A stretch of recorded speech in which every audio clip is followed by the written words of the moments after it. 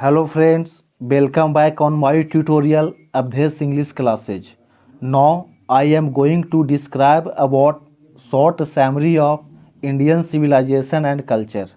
It is very important for BACB class 12th students. Let's start the video.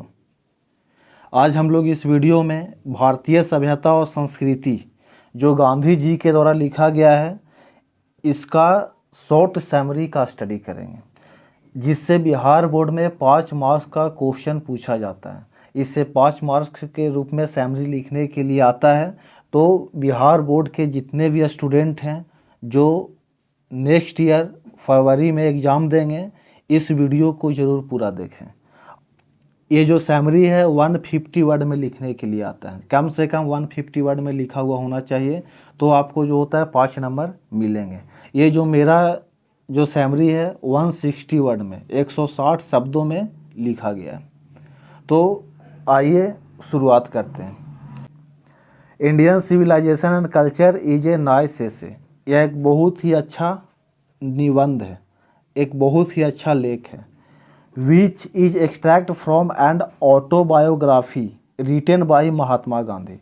इसे जो होता है गांधी जी के द्वारा लिखा गया जो आत्मकथा था, आत्मकथा का नाम था my experiment with truth.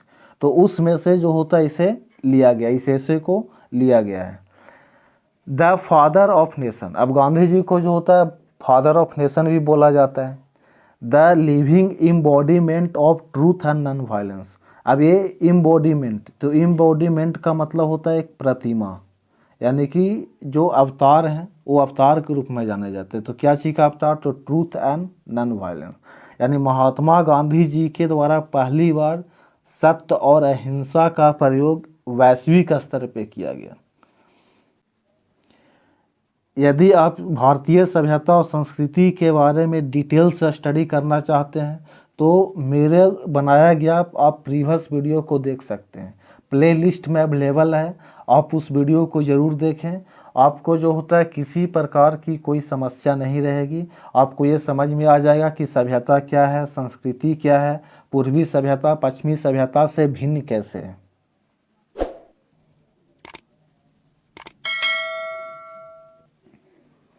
In this एसे, इस एसे में, इस निबंध में, he talk about the sound foundation of Indian civilisation and culture. वो जो है महात्मा गांधी इस एसे में जो भारतीय सभ्यता संस्कृति का जो साउंड फाउंडेशन है, जो इसकी जो एक आधारशिला है, तो उसके बारे में जो होता है इस निबंध में बताने का कार्य किए हैं।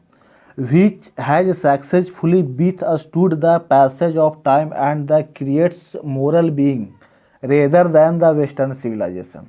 अब ये बताते हैं कि समय गुजरने के साथ ही साथ जो भारतीय सभ्यता है, जो भारतीय सभ्यता संस्कृति है, वो समय का सामना करते हुए जो होता है वो सफलतापूर्वक खड़ा रहा, वो चेंजिंग नहीं हुआ।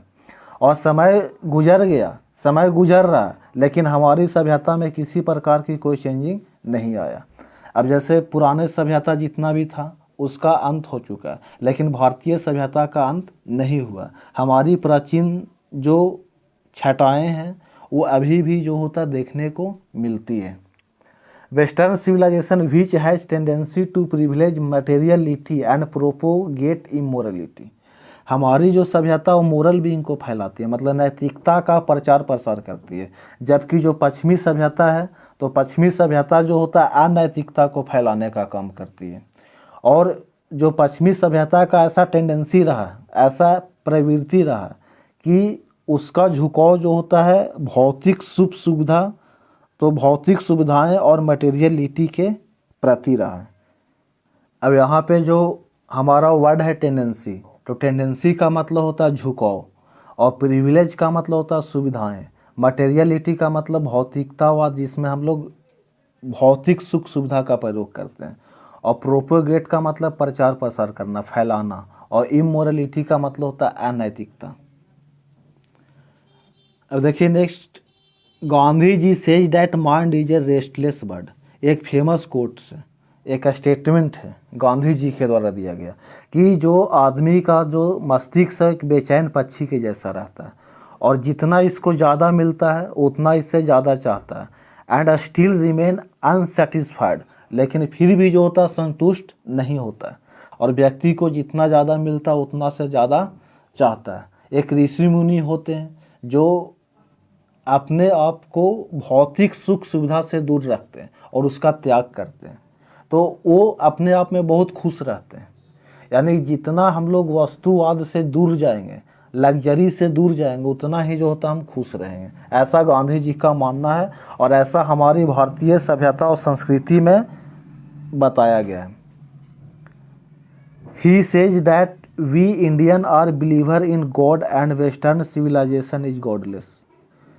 यानी जो भारतीय सभ्यता है वो गॉड में बिलीव करता है, जबकि जो वेस्टर्न सिविलाइजेशन है वो गॉड में बिलीव नहीं करता, गॉड में विश्वास नहीं करता। उन लोग का यही मानना है कि जो होता वर्क इज वर्शिप, कर्म ही पूजा है। उनमें धार्मिक प्रवृत्ति प्रबल नहीं होती है, जबकि भारतीय सभ्यता के लोगों में जो धार्मिक प्रवृत्ति है वो बहुत ही प्रबल है। It is necessary then every lover of Indian cling to the old civilisation even as a child cling to the mother breast. यानी हर भारतीय को, यानी जो अपनी सभ्यता को चाहते हैं, तो उन्हें जो है अपने सभ्यता से चिपका हुआ रहना चाहिए, जैसे एक बच्चा जो होता है अपनी माँ की छाती से चिपका हुआ रहता है। तो ये जो होता है गांधी जी का ऐसा मानना है। अब नेक्स्ट है एट लास्ट, अंत में गांधी जी सेज, गांधी जी कहते हैं he does not hate the west, वह पश्चिमी सभ्यता से नफरत नहीं करते हैं। That he is rather thankful, वो पश्चिमी सभ्यता को धन्यवाद देते हैं। For many thing the west has all thought, जो पश्चिमी सभ्यता के द्वारा बहुत सारी चीज़ों को सिखाया गया और पश्चिमी सभ्यता से गांधी जी को बहुत हेल्प हुआ।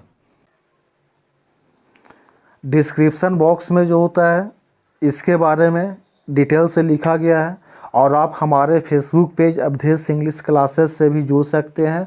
आप वहां से भी इंग्लिश का अच्छा नॉलेज प्राप्त कर सकते हैं। धन्यवाद।